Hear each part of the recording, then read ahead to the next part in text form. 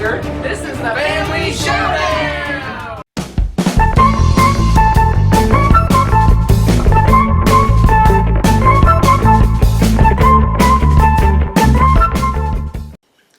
Hey folks, today we're looking at our top 10 introductory gateway games. These are the games you would teach people new to the hobby or the ones that have only played maybe the mainstream like Monopoly and Sorry type of games. They're easy to learn, easy to play, and easy to get to the table. So how'd you put together your list? I put together the list by A, how much fun I have playing them, too, because I have to teach it and enjoy it, so, you know, it translates to the people that are new to the game. Right. And then also how, in reaction to the game, how many people afterwards said, ooh, I want to play that again right away, or wanted to play more board games because of it. So my list might seem a little skewed, but that's why, is because of the response I got from it.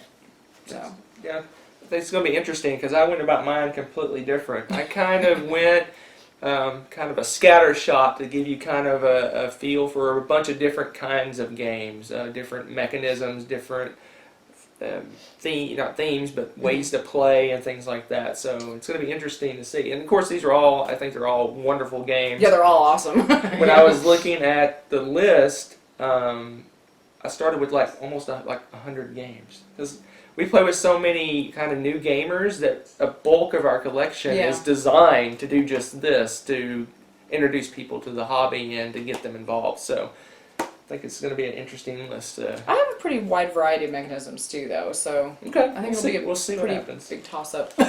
You want to start us off? I do have.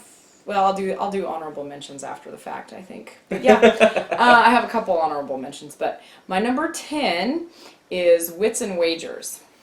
And for those people that have played Trivial Pursuit in the past and probably didn't enjoy it so much because they got schooled by somebody that reads a lot or something or whatever, this game is a lot of fun because it has the Trivial Pursuit aspect to it. You're going to have this weird out of left field question, but you don't have to know the answer. You're betting on how close you're going to get to the right answer, so you're throwing out guesses and everybody's writing down guesses, whether they're serious guesses or not. That's part of the fun too. And everybody's placing bets on that, on which one they think is the most accurate, because they're all number based. And there's a little bit of betting involved with it too. And it's just, it always goes over really well with a really wide variety of people. Yeah, I really enjoyed that game. It's like gambling meets trivia. It's really fun. People that like the gambling aspect will like the game, and also the trivia people likes the game. So it's kind of hits a lot of different people, and it almost made my list, but it didn't quite make my list. It's probably my top maybe 15. Yeah, I had to kind of pick and choose which ones I wanted to do. Yeah, it's hard to narrow down, and it's really fun because it invites a lot of banter as well. Mm-hmm. So it's really good for socializing while you're playing too. Great one. So that's my number 10. What's your 10? My number 10, and this one is my 2-player category of games. It is Patchwork. Ooh, good one. It's a great, almost abstract game where you are buying patches and you're putting them on a board and you're trying to completely fill your board. It's a real super simple game to learn and a fairly quick game to play. Mm-hmm. It just seems inviting, I guess, to people. It's something they can relate to. You know, if they know what quilting is. It's kind of an easy game to relate to, and it's easy to learn and a really quick play. Yeah, and it's got a little bit of a nerd edge to it too, because it looks sort of like Tetris pieces. Yeah. So it's a very nice, casual, fun game. It's very. You're doing a lot of touching and feeling and moving pieces around. It really gets you involved. It's not just moving a piece on a board. You're really picking up pieces and placing them. It's really gets you into the game. I like that one too. My number 9, I meant to ask you if this was in print, maybe you can tell me or not, is Saboteur. You can still get it. Oh, that's awesome. It's okay, out good. there, yep. Go check this one out. It's a riot. This is a great one with a group. You have a bunch of dwarves, and you are mining, and you're trying to get to the gold, and there's one trader in the midst. You don't necessarily know who, one or two. I guess it depends on how many you're playing. Number of players you have, yeah. And so everybody's trying to tunnel their way down to what they think is the treasure. There's 3 different options, and there's people that can cause cave-ins or break your equipment, and there's of course your allies can help you fix your equipment and get back into it, and it's just every time we've played that. Everybody wants to play another round of it. It's pretty entertaining. Yeah, Saboteur. yeah, it's another easy learn. All these are going to be easy to learn, obviously, but it's a great introduction to that traitor mechanism, the hidden traitor. So someone among your group is a bad guy, and you got to watch and see what they're doing, and eventually they'll expose themselves, and it's hilarious, and there's a lot of back and forth and accusing each other and things like that, and it's a really good, it's a really great introduction to that social deduction genre of games. And it's all cards. It's all cards. That's the only component to it. And so, there's that familiarity with that too. Yep. Which I think is really fun. So All right. that's my number 9. All right, so my number 9, this is the, I guess the way I'm going to do this is I'll kind of tell you what the mechanism is, and then I'll tell you the game. Cool. This is my introductory auction game, and the game is Biblios. Which only half the game is auction, but a big piece of that game is auctioning. So it's a card game where the first half you're drawing cards, and you either keep it or give it to the other person, or you put it in the auction pile. And so you're doing that, dividing up cards, kind of a drafting. It's almost a drafting mechanism, but it's kind of a play on that. But then the second half of the game, all those cards you put in the auction pile, you go through and you auction them off and you bid on it. So it's kind of a great way to introduce people to the auction mechanism in the game, and it's a really great game. It plays well too, 3 and 4. It plays That's plays what I well like about it. in all player accounts. So it's a great game. That's probably what I like best about that is the versatility. But yeah, because you can play it 2 players or max it out, and it feels like you're playing the same game, and you still have that same tension and difficulty level. It's wonderful.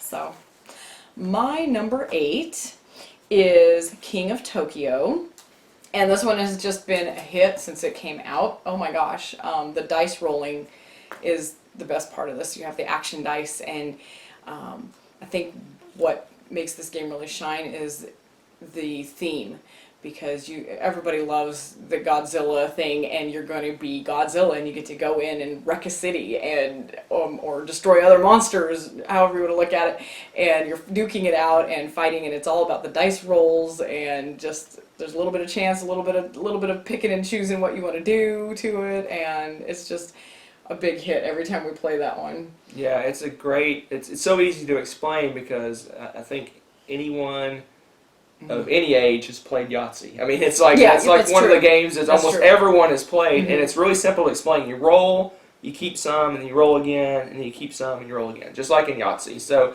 it's that mechanism, and then it adds on some other things like attacking people and health and keeping hit points, and you can buy superpowers. So it takes that Yahtzee feel and builds off of it. So what's fun too is if you have a more ambitious group, you can add the superpowers and stuff like that. Oh yeah, to the power up the power ups. There's a little bit of with the expansion. So that's a good one. I like that one. All right. And your number 8? My number 8. This is the drafting. I mean, Biblios had a little bit of drafting. This is true drafting. I thought of Seven Wonders for this one, but I think that was a little too complex. So instead, I chose Medieval Academy as my drafting game. It's a great little game. You have all these boards in front of you, and you're drafting cards, and the cards are played on the different boards, and it's kind of a race around the boards, and the people in the league get bonuses and points and things like that. So but the main part of the game, in my opinion, is the part where you're drafting cards. You take the whole take one and pass mechanism, which is used in lots and lots and lots of games, and this is a great lightweight introduction to that mechanism. It was kind of fun too, because you are practicing balancing too, like trying to do a couple of different things at once. Do you want to try to win in this little round over here and this and that? So that's a good one. I like that one. All right, my number 7 is Cash and Guns 2, and I don't know what it is about these little goofy foam guns, but even a 4-year-old loves to play that game, and just everybody's trying to go and divvy up loot, and it's just hilarity ensues. I don't know, it's hard to describe, but it's another one of those all ages seem to enjoy that game, and it invites a lot of bantering back and forth, and the social, oh, so and so's winning, so we got to shoot him, or you know, Right. whatever. You know, Well, it's just- what gets me about the game, I mean, it's not as politically correct these days, but back when I was a kid, you played cops and robbers and cowboys and Indians, and that pointing guns at people is fun. It's just a fun little thing, and I think it's a little out of hand nowadays, not to get too political, but it's just a fun game where you 1, 2, 3 and you point at someone, and it's hilarious. Everyone laughs, and like one guy has 4 people pointing at him, and he's like, oh, and it's a great little party game, and that's all built around a great kind of almost like a drafting. You get to pick yeah. one. It's like a pool. You draft out a pool, and you take which one you think's the most valuable out of it. The ones that get to divide up the loot. So it's just a hilarious little party game. It plays pretty quick. And Yeah, it's just take it for what it is. It's just a lighthearted, goofy game, and whoever ends up with the most points wins, which sometimes can be almost completely random. And that's another one of those games that you can play at base game, and then once the players get familiar with it, you can upgrade to special powers. Each person gets a little card that gives them a special power. So just like King of Tokyo, you can kind of, when they're ready, you can move on to a slightly more difficult. And that seems to be the case with a lot of games these days. Is you have the base game, and then you have a slightly more difficult variant to build towards, which I think is a great It's a good idea, yeah. replayability it adds replayability to the game. Well, gosh, and we have so much fun with the base game of that one. We hardly ever pull out the extra special powers just with our family. We play it all the time, so it's fun to have that option. All right. So, what's your number 7? Number 7. This is my racing game, and with a little gambling on the side. It's Camel Up.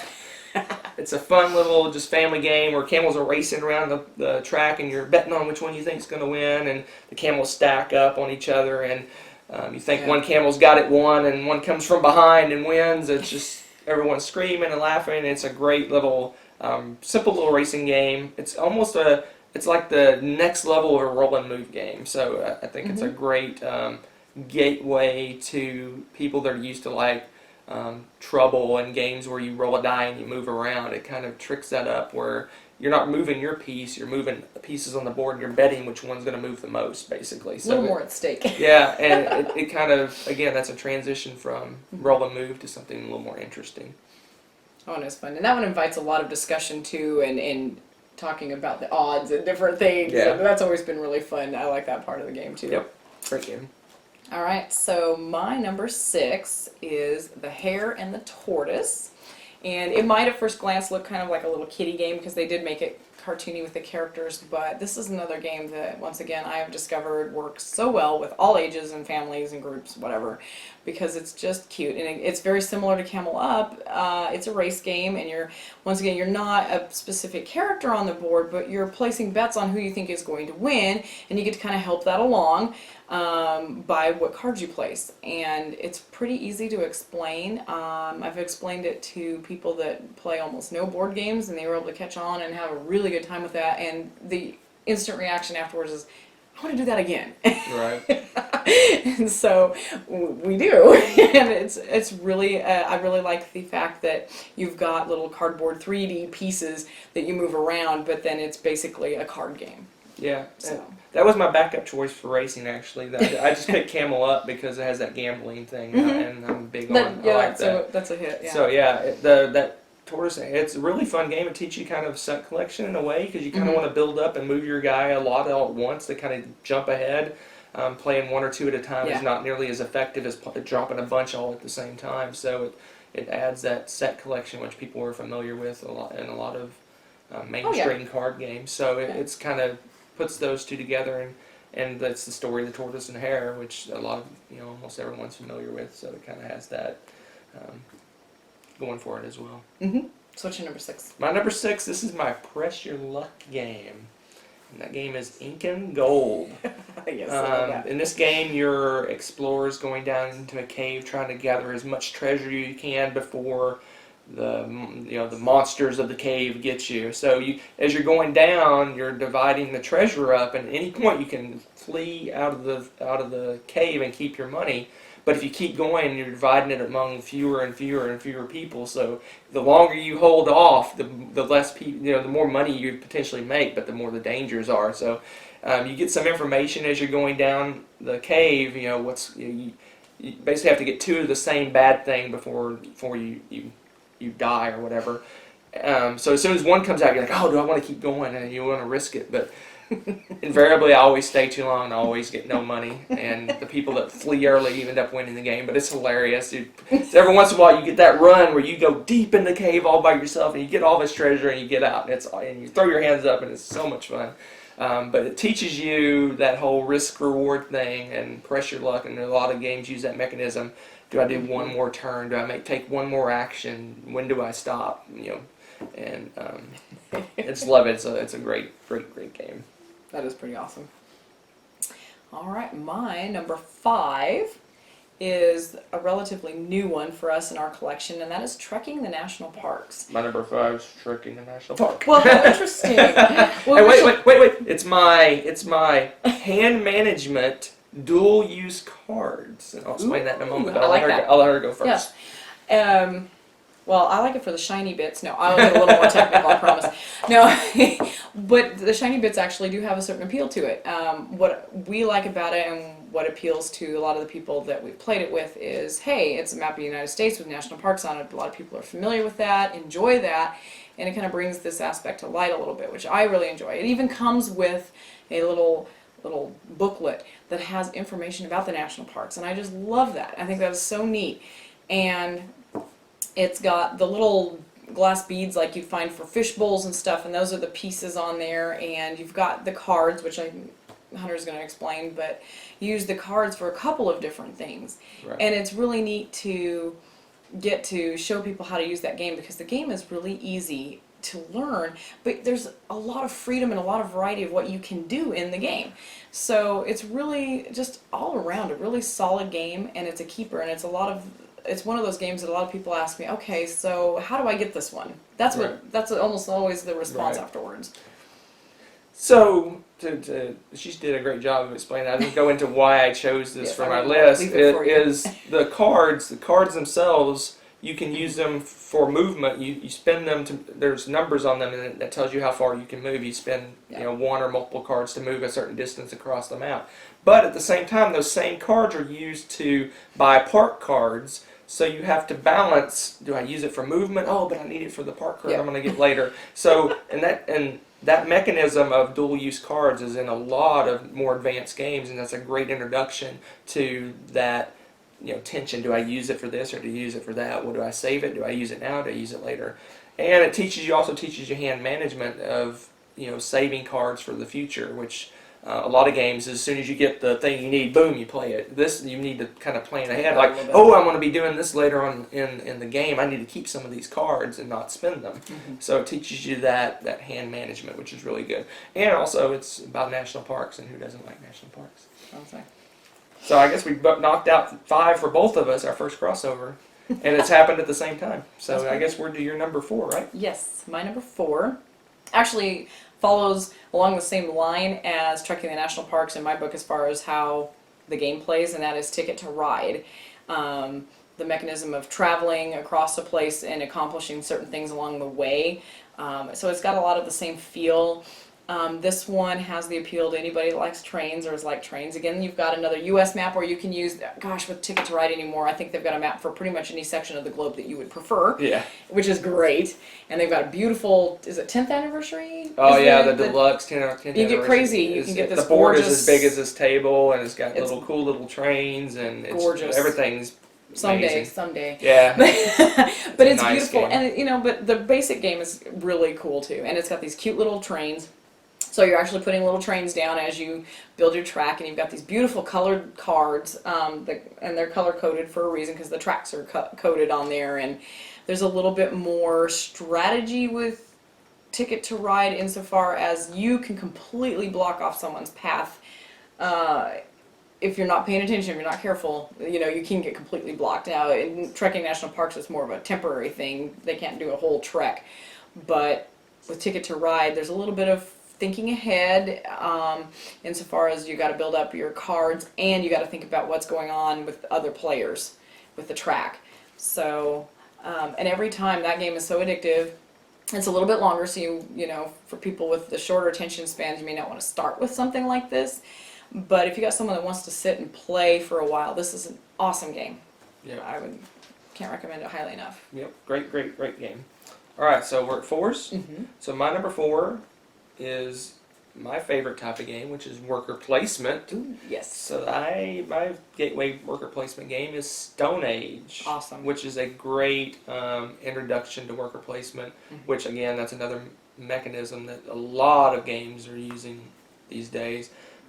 It's a game where you go and you get resources and you use those resources to buy cards and buy Mm-hmm. little huts, which are basically your victory points. And it teaches you that you can't do everything on every turn. Yeah. You have a limited number of workers that you can put on places. So you have to go, okay, if I spend this one here and I spend one here, oh, I'm out of workers. Oh, well, then let's do it differently. It kind of makes you think about, I've got a limited number of actions that I can take on a turn. So it kind of, in addition to being a worker placement game, it teaches you a little bit about, there's a lot of games that you get to do 3 actions, and it's kind of the same concept. But the worker placement, you go somewhere and you can potentially block people from going to that spot. So that's what it teaches you as well, as if I think this person may do this, so I need to go there earlier, that kind of thing. So it's a great introduction, very lightweight. Yeah. Our 4-year-old plays Stone Age with just a little bit of help. So it's a great introductory game to that mechanism. Mm-hmm.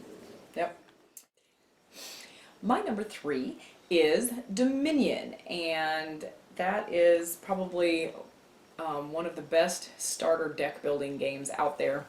And there are tons of expansions and different versions and blah blah blah blah, but I'm just talking about the base first game for these purposes because that's really all you need to get started with.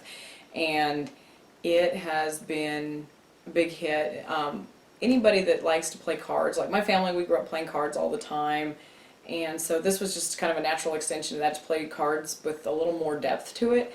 Each game is going to be different. You get to select or randomly pick a pool of cards that you're going to be building your deck from. So you've got 2 different areas where you can make each game truly unique, from the pool of cards that you're building the game from and what you choose to put in your deck each time. And it's really fun because you have all these individualized abilities that you're able to use and pit against your enemy. And it's always a hit. It's a really fun game. Dominion. Yeah, it's a great intro deck builder. It's one of the first deck builders. Not necessarily the first, but I didn't include this deck builder on my list. I like deck builders, but I don't know if that's something I'd want to introduce someone to. But like she said, if they're a card player, they may relate to that. I'm kind of surprised you didn't put Star Realms instead of Dominion. I do love Star Realms a lot, but I don't know. I feel like Dominion's more of a deck builder. Star Realms is almost a race to just beat somebody up. Right, You're not really right. building your deck. There's not as much strategy And involved. you just kind of buy what looks good. Whereas Dominion, you can actually do some strategizing. Yeah. With this works can well with plan. this, that works well with this, and it's more of there's more meat to it. It's a true deck builder because Star Realms is more of a race, kind of a brawl. And Dominion plays well with more players. I mean, Star Realms, supposedly you can play it with teams, but you know my opinion on teams. Yeah, and I do. Well, we love playing Dominion. That's another one of those games where you can play it multiplayer, play it 2-player, and it's great either way. Right. So it's bang for your buck. I would go with Dominion on that. All right, so that's my number 3. My number 3 has already been mentioned. This is my set collection game. I kind of mentioned set collection with. What did I mention set collection with? Oh my gosh. It was mine. When was yours? Heron so Tortoise. my set collection game is Ticket to Ride, which is a great game. Like she said, it's about building trains and completing tickets, basically trying to connect cities between each other. But it teaches you hand management, like getting the same color, getting the bigger sections of track takes more cards. So Yeah. do I spend my cards on a smaller section of track, or do I try to save up to get the bigger pieces? It teaches you that, and everyone, like I said, everyone that's played card games is familiar with set collection. So it hits on that note. Like she said, great game, great introductory game. Hits the top of the list of a lot of people's gateway games. So that's my number 3, Ticket to Ride. Ooh. My number 2, I believe, has been mentioned already. And it is Stone Age. Stone Age. I am a huge fan of worker placement. That's probably, if not my favorite, tied for my favorite mechanism in a game. There's so many solid, amazing games out with worker placement, and Stone Age I think is among them. And because of its simplicity and ease of play, it makes it the best game to start with if you want to get people hooked on it like you do. And every single time I have had someone play it, they want to A, play it again, and B, go buy it. I probably could list 4 or 5 different families now that I've gotten into board gaming off of Stone Age alone. Yep. And it's just an addictive, fun game. I still enjoy playing it as much as I did when we first started playing it too. The replayability for me anyway is really high, Yep. and I can't really say much more than that. So Yeah. It's a great game, and, Yeah. and beyond the worker placement, it teaches you resource management and oh yeah, all kinds of other. the components are great too. You've Yep. got these great little wood pieces, and the Yeah, wood look like little planks of wood. You know, it's Yeah. a really cool game. It looks good out on the table, which is Mhm. a big seller to Oh, new yeah. people to the hobby. All right, so what do we got? Number 2. Number toes. My number 2 is a counter to her social deduction game, and that is Spyfall, which is by far my favorite social deduction game Mhm. because it has that social deduction aspect to it, you know, that hidden traitor kind of thing. Yeah. But it's wrapped up in a fun, laugh out loud party game. So it's like people know party games. People know been playing party games for years and years and years and years and years, and they know those games. And it's like, hey, we're gonna play this great party game, but someone's a bad guy, and that kind of appeals to people, and it's a great laugh out loud, fun social deduction game. That's another one that has 2 levels or layers to Yep. it too, where on Mhm. the cards you can do just the basic, location, but on each card they also have individual like jobs that the person might have. So you can play roles, you can do a little more role playing while you're playing this game as well. If Right. you have people that really get into the character, and it's our favorite way to play it because it's a riot every time. Well, like I kind of skipped ahead. I guess the premise of the game is that everyone's at a location, and all the players but one know where they are. So, like, you may get a card that says you're in a restaurant, and one person gets a card and they just says they're a spy, and they have no clue where they are.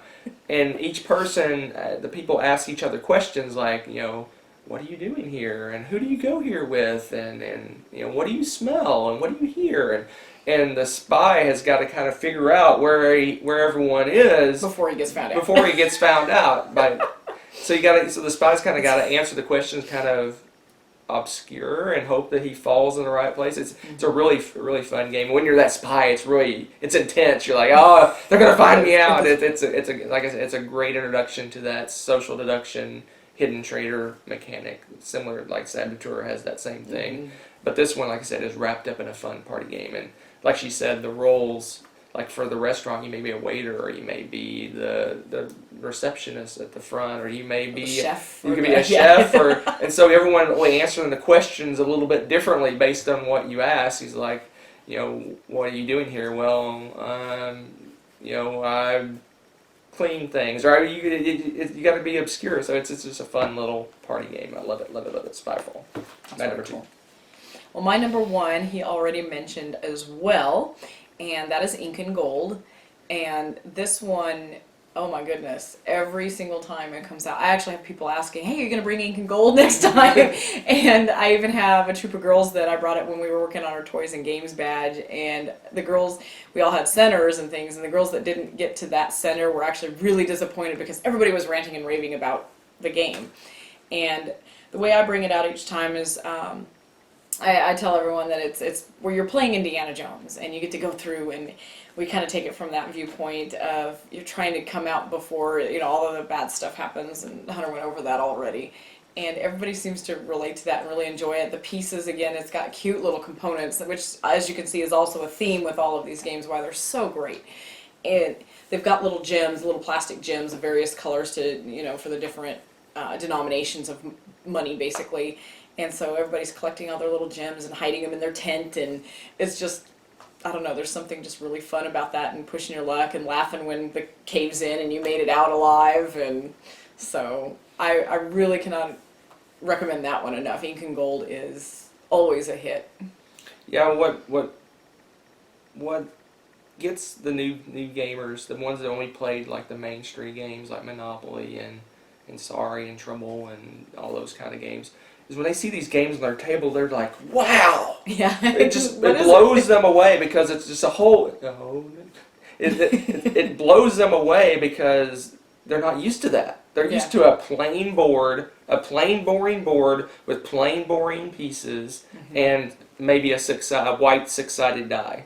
And you pull out games with these gems and these components and these meeples and these resources, and they're like, it's like the light bulb goes off and their eyes open. It's like, what is this? And anyway, that's what made me think when you started talking about the gym. It made me think. Yeah, of that. it does, but it does have that appeal. And the other games, I don't think I have any in mind, but some of the games too that have different dice in them Right. too. Just the fact that there's different dice blows people away because a lot of people just aren't exposed to it, don't see Right. it. So it's pretty cool. So what's your number one? My number one's already been mentioned. This is the game when there's new players and I say, what do you want to play? And like, I don't know. I go over and I pull off King of Tokyo. Is the game I always pull off because, like I said earlier, Everybody Rebecca's everyone knows, Godzilla and King Kong destroying cities, and the theme immediately is appealing. And then beyond that, like I said, you have the Yahtzee mechanism. It's so easy to teach. You just roll the dice, keep some, roll the dice, keep some, roll the dice. It's simple to learn, and it's just fun. It's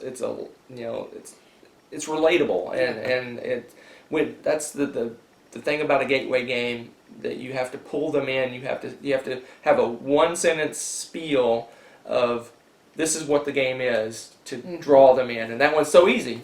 You're Godzilla destroying a city. Yeah. All right. Well, how do we play? I mean, it's. Well, and again, you have a board, but the components are kind of a little more 3D. You've got a stand-up cardboard character with your guy, and then you've got these great, huge dice that have really easy to read symbols on them. Right. And then you've got, the cards, and then you've got the little cubes Yeah. for your energy. So there's a bunch of different things. Just at first glance, it looks like there's a lot more going on than there is, just because they have such neat little components to differentiate between what are you using to buy this, and you're using this to destroy this, and Right. I really like that game. And it has, like a lot of the games they have like a few other little things on them that teach them, because like King of Tokyo teaches you victory points, Yeah. which a that's lot of people aren't used to that. Their games are usually the first one to get to a certain spot, or the first whoever gets the most money. But this teaches you have victory points. You earn victory points in certain ways, and you're trying to get to a certain total of victory points, which is like every Euro game that there is has that for the most part. Is you gain victory points by doing things, and when you get to a certain point, or you want to get the most of those victory points, and that's a mechanism in King of Tokyo. Well, and I just thought about that too, that one of the reasons Tokyo is so neat is there's two different ways to win in that game too. Right. I keep forgetting about that. You can beat everybody up and win that way, or you can just sit back and survive and gain your stars. Yeah, I didn't even think about that. The other victory points. Yeah, Depending on how you look at it. So the multiple path to victory, which a lot of modern games have. There's not one way to win. There's multiple ways to win. Now, I didn't even think about that. yeah. It makes my number one even better. So any final thoughts? Well, any final thoughts? You said you had some honorable mentions. I do have a couple honorable mentions. I know a lot of people really like Catan, and a lot of people that's the only like non-mainstream game that's really mainstream nowadays, but that people have played, and it still works, and that's what people know. So if you want to try that, go for it. The only thing I would say is time-wise, it takes a long time. Right. And for the amount of time that you're playing that game, you could probably do several of the ones we've listed. And so it's kind of a give or take. I say take Catan. I still like to play it, but I don't play it to death. So, it's kind of a choose that. If it works for you, go for it. It's just bang for your buck. It's probably not the best option out there anymore. And my other honorable mentions, I have Fauna and Terra. If you've got people that really like geography or animals or both, try those games out. It's kind of almost a Trivial Pursuit style in a way, because you've got a card, and say it's got a bald eagle on it, and you have to guess on a map where you think that they live, and can place bets, kind of like Wits and Wagers. You're placing bets. You're kind of betting on what you think is accurate. You don't have to know. That's the best part. but you try to get it or get close to it, and you get points for that, and then everybody's kind of competing together, and you get the score for that. And then the same thing with Terra. It's not animals. In that case, it's a geographical location or a Right. specific landmark. And that one can be a little more obscure, unless you have some geography nuts. So it's a little Right. more challenging. But again, it's really laid back, easy to play, easy to teach. And the replayability is super high on those two because there's so many cards to go through. You're not going to memorize those anytime soon. So just to throw out a couple extra games. Did you have any honorable mentions? I don't have any specific, but for every one of these games on my list, the mechanism, I probably can list 2 or 3 other games that I had in mind for those. And some of the ones that pop into my head were the deduction. I thought Saboteur, just like she said. The Camel Up, I thought of. What racing game did you have? I have Hare and Tortoise. Yeah, Hare and Tortoise. Yeah. Medieval Academy for drafting. Seven Wonders maybe, but Seven Wonders Duel is another one. I think those are a little maybe next level games. Yeah, I would never use those really. I guess if you have people that have gamed but not necessarily board games that have the strategic mindset could probably start with something like that. Right. But just someone who's never played games Right, like that, yeah. I wouldn't use it. Yeah. I wouldn't introduce those. And but- for deck builder, I was going to do a deck builder, and if I would have put one, it would have actually been Star Realms instead of Dominion. I think Star Realms, even though Dominion's a much, much, much better game in my opinion, it just has more depth to it. Star Realms is super, super easy, and it teaches you that you start with a basic deck, you shuffle it up, you draw cards, you use those cards to buy better cards, and your deck grows and gets more powerful as you go. So it teaches that mechanism, but I think Dominion's a far better game. But it didn't make my list because I think deck builders. I guess if you have someone that maybe that's Magic the Gathering, that's all they've played, they haven't played anything else, that may be a good transition. But for mainstream board gamers, it may, for like people that played like the Monopoly and things like that, that may be going a little farther away than they're used to. Depends, because Star Realms is one of my all-time favorite games. So let me put that out so you know that when I go into this. But it depends, because I've played that with a few people that really don't play games, and I think because of the ease of play and the space theme, if they like space at all, they don't really have to know how to play that game. It's so easy to learn. So it's just kind of, I don't know. You kind of have to feel it out, of course, and try. And it never hurts to try things. People say, "Oh, I don't really like that." Then you know, hey, turn a different direction. Try a completely different game. And but that one in particular, yeah, is a great one because I have all the little expansions and stuff, but one I think, and I have a little card box that I take anywhere I want. So the only other one I could think of off the top of my head was Coup. Oh, that's a good one too. Good party style. That's a good social deduction. But I just love Spyfall so much, and it has that party theme to it. Where Coup is more, it's like it's kind of it's more intense, more more in the Resistance. Coup and those games are more. I don't know. They're great games. They're a lot of fun, but Spyfall is just more of a party atmosphere. So that's why I included that one instead. But. Yeah. Again, I think we got a lot of great introductory games that would be a good way to bring people into the hobby, and we always want more people playing these games, right? Yeah, it's a blast. So, and if you haven't played them, try them out. They're a lot of fun, and hopefully, if nothing else, try them out with some new people too. Exactly.